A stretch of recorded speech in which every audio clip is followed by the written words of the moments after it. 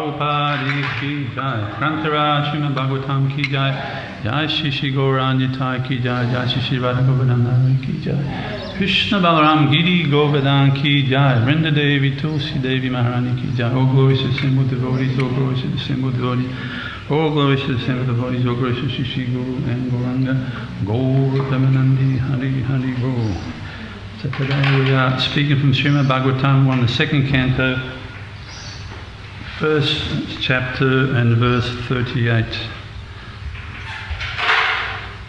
Narayanam namaskritam narocharam narotanam devim saraswatim vyasam tato jayam urdirayet nastapadeshu padeshu nityam bhagavate sevayam uttamashloke bhakti bhavati maishtaki. Om namo bhagavate vasudevaya. Om namo bhagavate vasudevaya. Om namo bhagavate vasudevaya.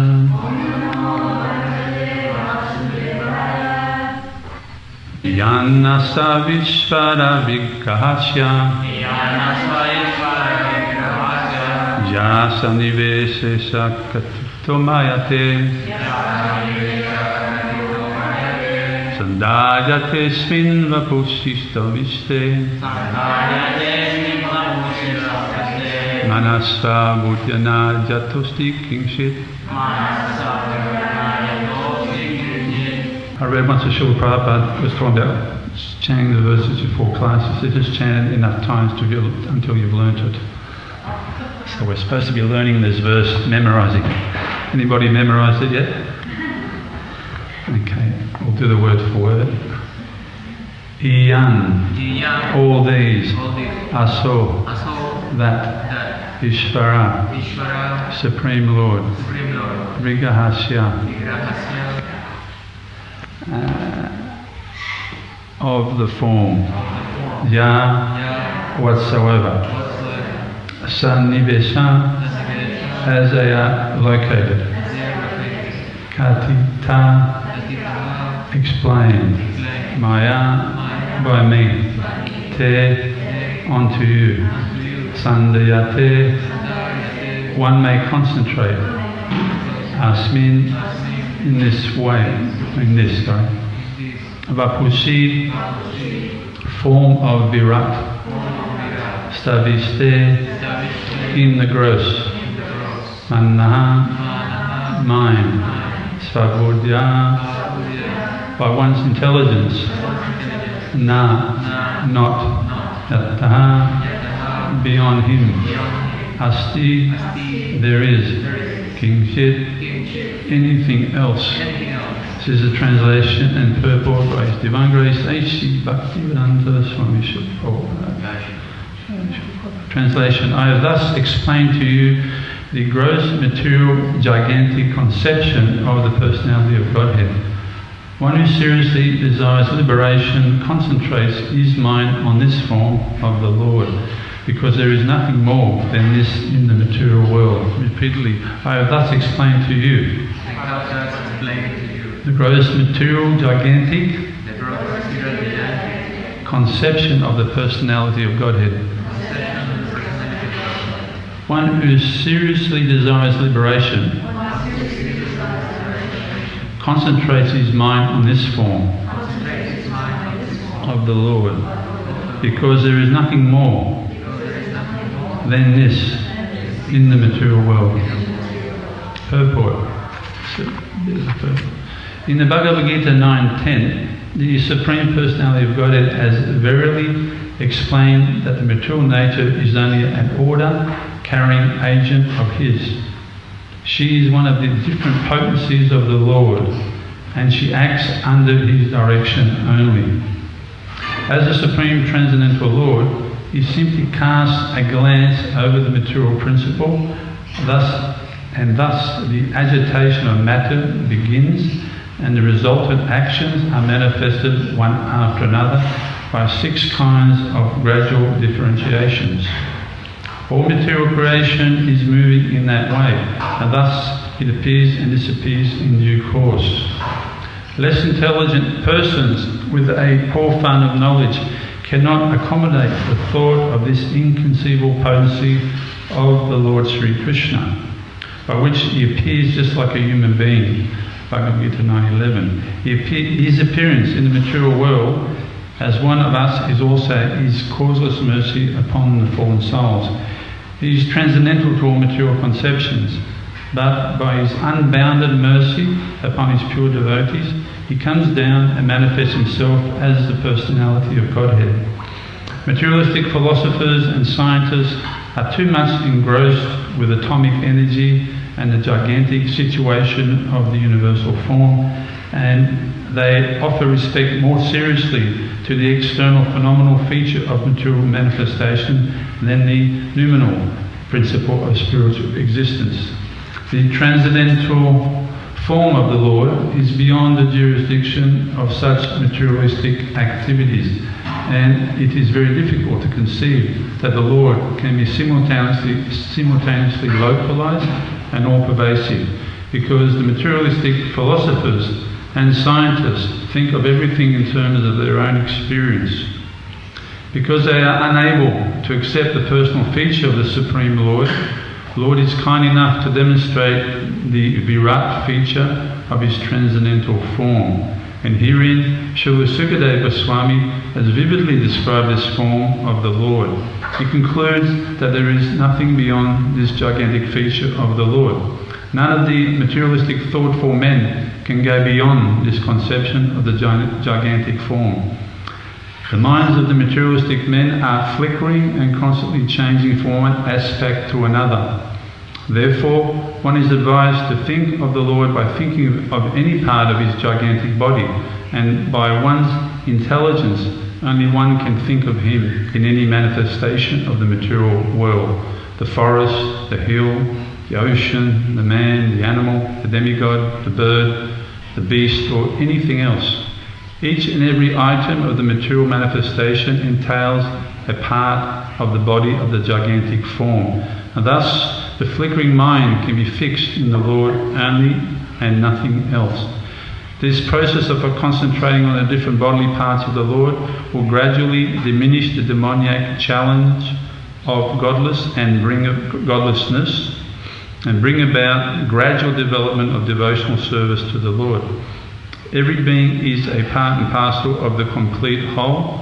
The neophyte student will gradually realize the hymns of Upanishad, which state that the Supreme Lord is everywhere, and thus he will learn the art of not committing any offence to the body of the Lord. This sense of God-mindedness will diminish one's pride in challenging the existence of God. Thus, one can learn to show respect to everything, for all things are parts and parcels of the Supreme Body. Translation again. I have thus explained to you the gross material gigantic conception of the personality of Godhead. One who seriously desires liberation concentrates his mind on this form of the Lord, because there is nothing more than this in the material world. Sakshushu meditam jena tasmai Shri Gurave Namaha Anchakalpatu Bishya Kripa Sindhu Shapatitanam Pavnibhyo Vasham. This is just about completing this chapter. Very interesting, this Srimad Bhagavatam caters, you could say, just about for every entry level of God consciousness of spiritual realization. It was initially Maharaj Parikshit who made this inquiry about the Ashtanga Yoga process was being discussed in earlier verses, and then he inquired out this dharana, I think it is, this meditation, how to meditate on the form of the Lord. And Srila Sukadeva Goswami is giving the authoritative method of meditating on the form of the Lord for the neophyte yogis, for the beginners, for the Kamamishra yogis, the mixed yogis who still have material attachments. This is what's been described in this chapter. Maharaj Parikshit wasn't really inquiring about this for himself personally, the practice, because he's beyond this himself, but he was inquisitive and curious, so he made these inquiries, how to meditate on the form of the Lord. And he's two options are given early on. There's one's mentioned directly the Paramatma, but for those that can't even come to that concept, then this universal understanding of the Lord, His greatness within this universe. And it says this, in this meditation, there's nothing beyond this in this world. And for those who have been attending the classes, it covers all aspects of the great creation of the universe in great detail. And and by meditating, it says in the Bhagavatam, by meditating on this form, you become freed of contamination of the mind, of hankerings and lamentings of things of this world. Because it's very difficult to meditate while you're still absorbed in the material energy and the wants and desires of this world. It's very difficult to focus the mind. So this process is given in the Bhagavatam for this chapter is called the first step in God realization. We're at the very early stages of Srimad Bhagavatam, the beginning of the second canto. Sukadeva Goswami is just beginning to speak here to Maharaj Pariksit.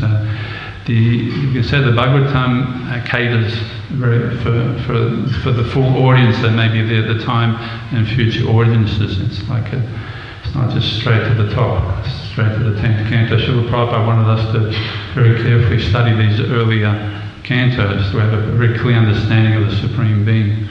And later on, as the aspiring devotee advances, there are high understandings of the Supreme, of higher consciousness, right up to the point of Bhagawan, the Supreme Person. And then within even that meditation understanding, there's so many different levels of understanding. So I think yesterday we were talking about this Sambandha and Abhidaya and Prajna, Ambika Mataji in class. We could assume this is the Sambandha Gyan of the Bhagavatam, and now we're trying to deal with setting a clear understanding and goal of spiritual life. So it begins with this very simple understanding of a form of the Lord through the universal form.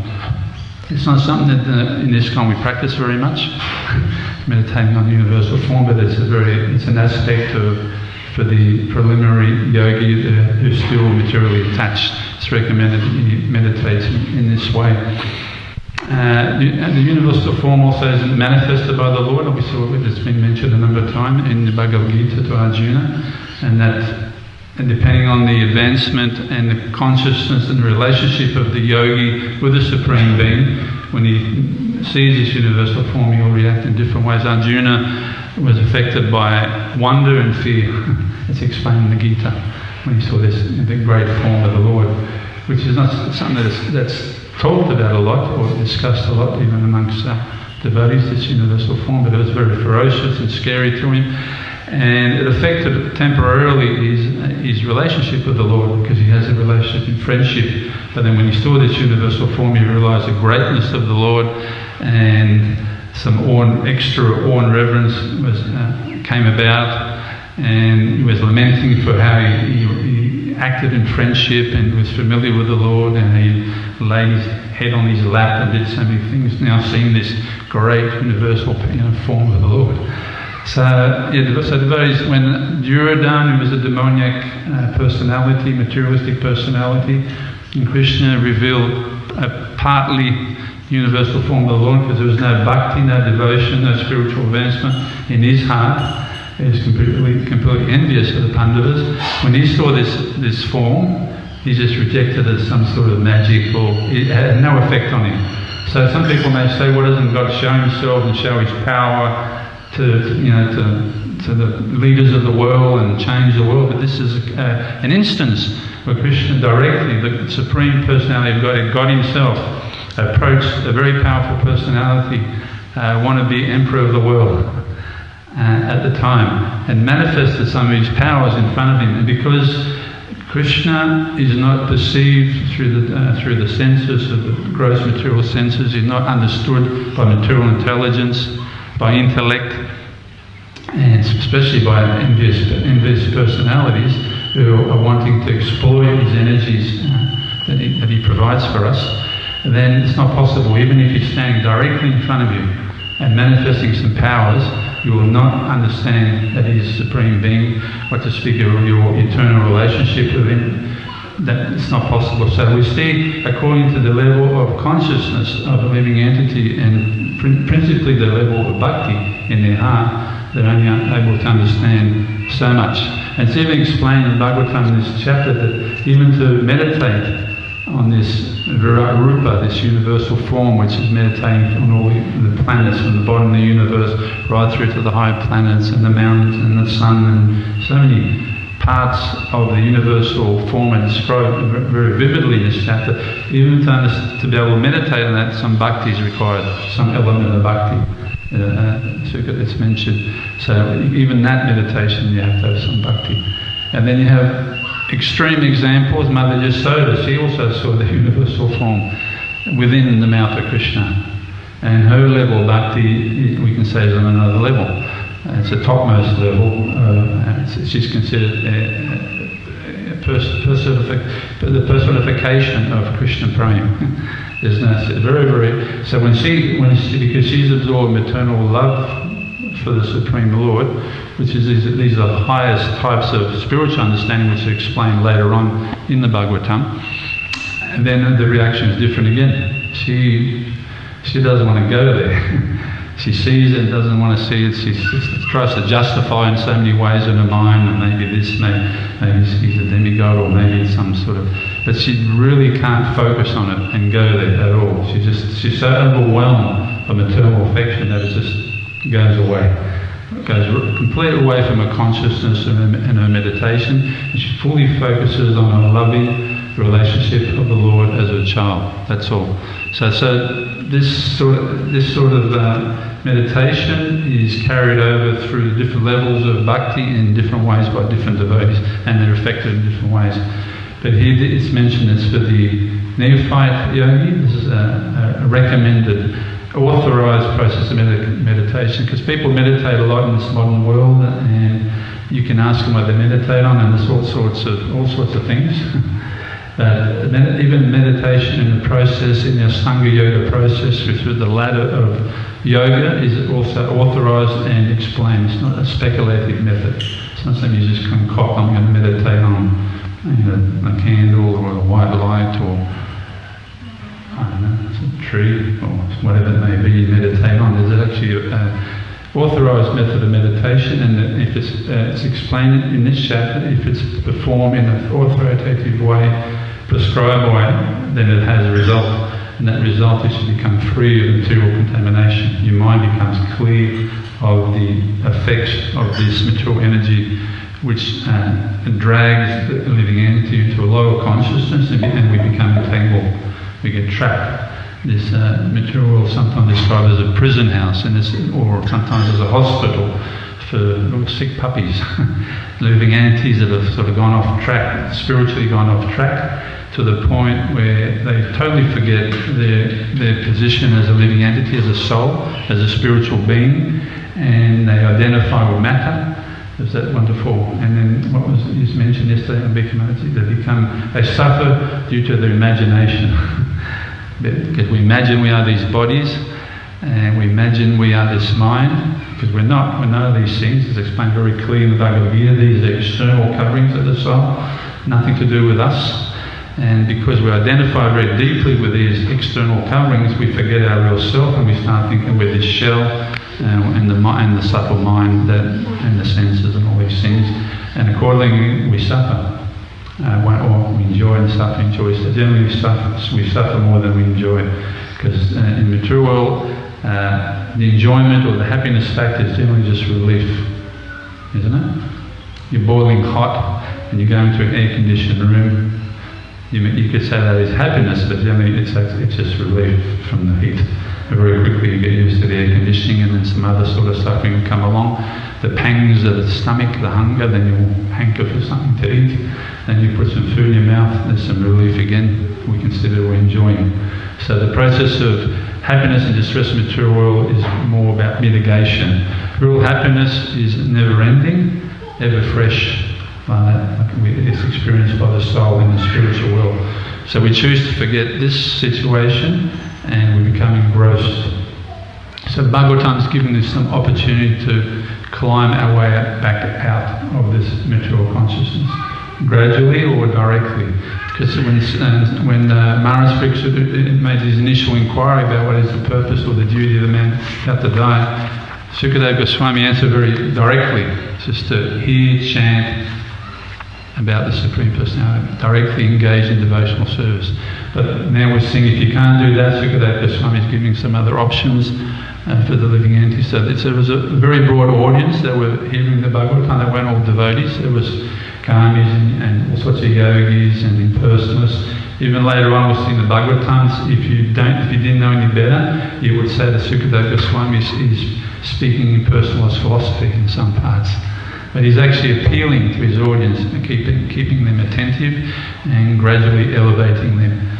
So the process of Krishna consciousness is very wonderful. It can be directly engaged in, like Srila Prabhupada gave us a direct method of Harinam Sankirtan, deity worship, hearing the Bhagavatam, associating with devotees, residing in holy places. These are the most direct and most powerful methods of devotional service. When we're engaged in these activities, we're doing bhakti directly. And then there's also indirect opportunities through various types of services we may perform. And because these services, specifically on New Govardhan here, they're all connected ultimately to the deities here, to the lordships, whether you are weeding in the garden or watering some crops or sweeping the floor. You can be directly meditating and chanting while you're doing that, or you can be indirectly spacing out but still be engaged in devotional service. So this is the mercy of Srila Prabhupada. He's created a society where, like the Bhagavatam is doing, giving everybody an opportunity to come to Krishna consciousness directly or indirectly or both. So it's best if you perform your service, you're fully absorbed in Krishna by hearing and chanting and remembering and trying to understand that you're participating in a great mission that's there for the benefit of all living entities. And this is very pleasing, especially to Gaura Nitai. Sri Gaura Nitai have come here to spread the holy name, give it to everybody without consideration or qualification or whatever, because it's just given out freely. Normally a very rare and valuable thing is there's a price. You know, there's some sort of price, but it's given to you, and there is a little price, so that is faith, shraddha, little faith in the process, in the association of devotees, and you can purchase this product practically for nothing, and we distribute it everywhere for nothing. So Srila Prabhupada has given us this that pleases the Lord Chaitanya, and Lord Nityananda Prabhu is very pleased also if we are sharing this great fortune with others. That attracts the merciful glance of Lord Nityananda. And it's very important that we please Lord Nityananda. And Lord Nityananda is explaining he's pleased when people like Jagai and Madai are delivered, because this is what pleases him, going out. So you could say perhaps we're not all going out from the farming, but these farming projects that were established by Srila Prabhupada, they had a particular purpose also for spreading Krishna consciousness in a different way, by creating a peaceful rural lifestyle where self-sufficiency and cow protection and deity worship will be practiced, and this will become very attractive and very stabilizing for the devotees, and very attractive to guests. So when people come in, they appreciate this lifestyle. It's so different, such a contrast than the fast-paced materialistic lifestyle which binds the living entities into matter. We're going so quick we get wrapped up in matter. So here on these farms we can slow down a little. We can appreciate the Virat Rupa form of the Lord, this beautiful nature, the trees, the sky. And sometimes people, that's the only way they can appreciate Krishna, through these energies of his. So, and that's fine, this is recommended here. If you can't directly engage in Krishna consciousness and full knowledge, just appreciate his energies. When I walk around with people, we herd cows, sometimes we just meditate on the wonders of the sunshine, the power of the sun. It's so extraordinary. I'm sitting in this room, there is light bulbs on, but if you turn those light bulbs off, there'll still be light here. And it's going through this roof, and somehow or other the light of the sun is so extraordinary.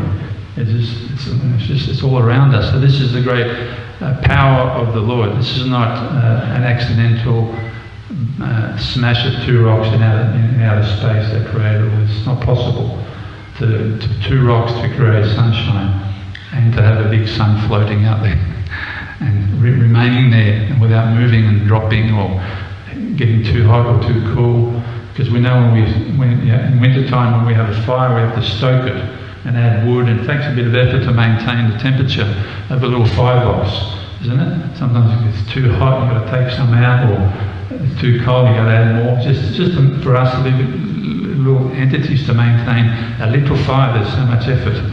And Krishna has this gigantic ball floating up there that heats up and lights up the whole universe. So that's a wonderful meditation and appreciation for anybody, that even they can appreciate the energies of the Lord. So in all ways, here on New Gopal, we can introduce people to spiritual life in all sorts of entry levels possible, and you can engage in so many activities. So I've gone off track a little bit, but anyway, this is the first step in God realization, which is just about to finish this chapter. There's one more verse tomorrow, and then we move on to a very nice chapter which is called The Lord in the Heart. We start getting a bit more personal. Like that. So this is the early stages of Srimad Bhagavatam, and Bhagavatam is also like that. It affects devotees in different ways at different stages. You know, when Srinivas finally made it to Jagannath Puri, he was heartbroken because Chaitanya Mahaprabhu had left, but Gadadhara Pandit was still there, and he was going to study the Bhagavatam under him. Now, for those who know who these personalities are, they're very elevated. Gadadhara Pandit is actually Srimati Radharani herself. These aren't ordinary living entities, and Srinivasacharya also, but they're still relishing and studying the Bhagavatam, even at these past liberation, they were never in the material world. These entities, they're liberated, eternally liberated souls, and they're relishing the Bhagavatam. When he went to study with Gadadhara Pandit, Gadadhara had to apologize. I said, my manuscript, we can't read it anymore. He cried so much over it, all the ink had washed off all the lettering. So this is the Bhagavatam is alive, it's the Supreme Personality of Godhead, and the great souls, Chaitanya Mahaprabhu, would also study Bhagavatam 2 hours a day with Gadadhara Pandit, and not just the Rasa Lila, they would relish the pastimes of Prahlad Maharaj and Dhruva Maharaj, not just once, twice, but it's explained hundreds of times.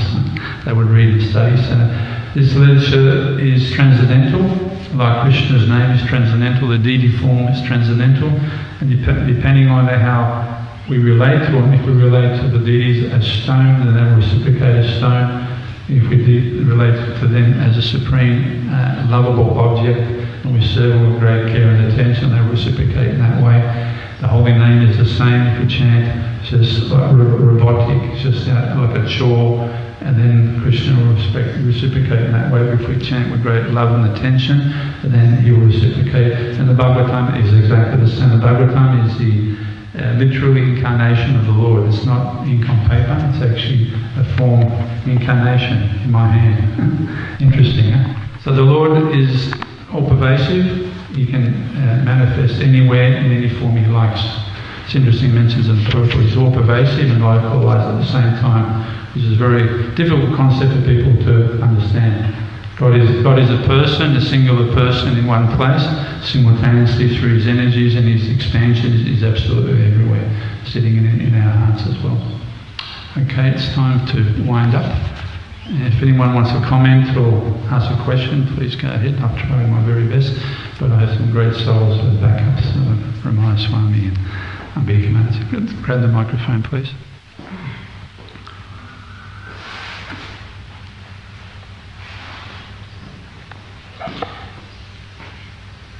Thank you so much. One more up.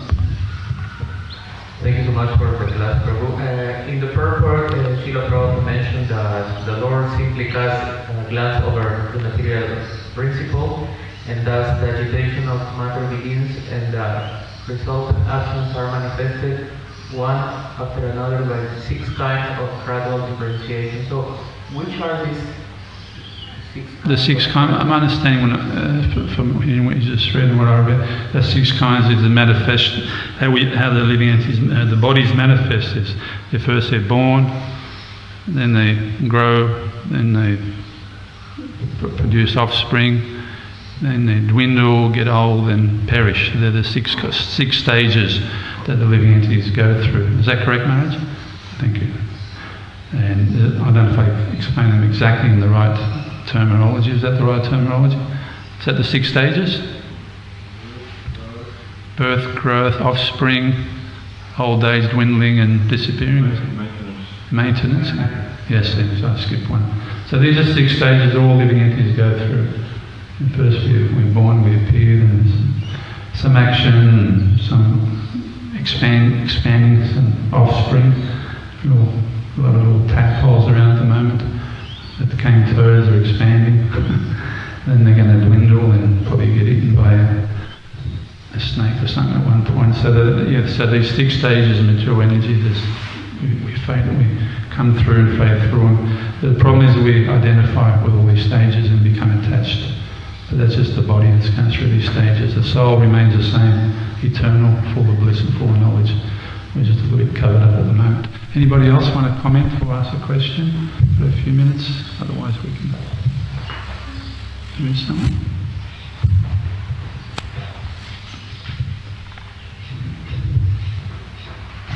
Thank you for the class. So you mentioned that we've been learning about the Virat Rupa and all the different stages from the feet going up to the head. You said that some people will just appreciate it and that's fine. But what about someone like practitioners or devotees who come to Krishna consciousness and then for health reasons they're pursuing different areas and then the more emphasis is placed on that rather than it depends on Krishna and the process of Krishna consciousness. They are focusing more on other processes of healing and getting better at the cost of the practice or the quality of the practice. Why does that happen and how to avoid it? My understanding, you're asking why the practicing devotees deviate somehow along the way? Well, they appreciate Krishna's energy, but it's more like some other healing process.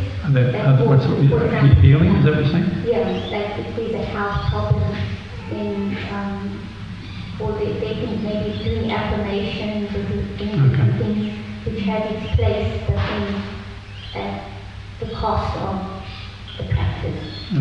Directly depending on Krishna? Yeah. There's nothing wrong. I mean, if you're speaking specifically about healing and if they choose different methods of healing, I mean, the Bhagavatam deals with the pure devotional service. So if you've got to heal your body to perform your service, some people choose different ways to do that. I don't think it's a wrong thing. It's just because also we have different types of bodies and different treatments are going to work differently for different people. So the Bhagavatam doesn't really give health directives as such. So I don't think they're given up. If someone's taking some type of natural medicine or doing some sort of meditation for their health, I don't see that as a deviation or not being directly involved in bhakti. It's just if you have a body, you've got to take care of it. If the consciousness is that I'm doing this so I can keep my body healthy, so I can serve Krishna, and then that activity becomes devotional service because it's connected. But if you're doing it because you want to keep your body healthy to enjoy sense gratification, then it just becomes mundane, and it's not helpful in your spiritual life. If the goal is just sense gratification, then it's just you're no better off than anybody else. But if you're trying to heal your body, or if you add extra things to your devotional life to enhance your devotional practices, to assist, like I've got to hook up to a machine myself to be able to do service. So someone say, well, it's a bit of an endeavour and mundane. What do you need technology and all? You could say it's just a maya. Just let Krishna take care of you and leave your body and get on with your life. But under the advice of superior Vaishnavas, I've been told to do this, and I do it, and it helps me do service. So I think it's a matter of consciousness, really. Whatever you do that doesn't appear to be bhakti or the directions of Shastra, but it's like I might be put oil in my car. What's that got to do with Krishna consciousness? But I have to drive my car. If it hasn't got oil in it, it's not going to work. So the application of oil in Krishna service, so I can drive my car to the paddock to do some service for the cows, and then that pouring of the oil becomes bhakti also. But if I'm pouring the oil in my car so I can drive to Tui Hesse and go and watch a movie, then you could say that activity then it becomes a bit mundane. and motivated by sense gratification. So it boils down to the level of Krishna consciousness of the individual, and generally we can't judge that unless we're very, very advanced. We always give the devotees the benefit of the doubt in whatever they're doing, and understand that they have a greater understanding and goal in mind rather than trying to figure out why they're doing these things. That's my short answer. So I hope that helps. Anybody else? We're going to finish up now. All glories to Srila Prabhupada, all glories to Srimad Bhagavatam ki jaya, glory Yeah. Two small keys have been found around the temple area. They belong to Saranya Mataji. Okay. She's lost them. 2 small keys are missing. Please hand them in. Where should I hand them in to her? Or I don't know where she is. To the shop? Yeah, I guess to the shop. Hand them into the shop, and the shop will hand them to Saranya. Thank you. There she is. She's still, there's Saranya there if you want to know who she is. If you find some keys, it's old Mataji there who's looking for her. Hare Krishna.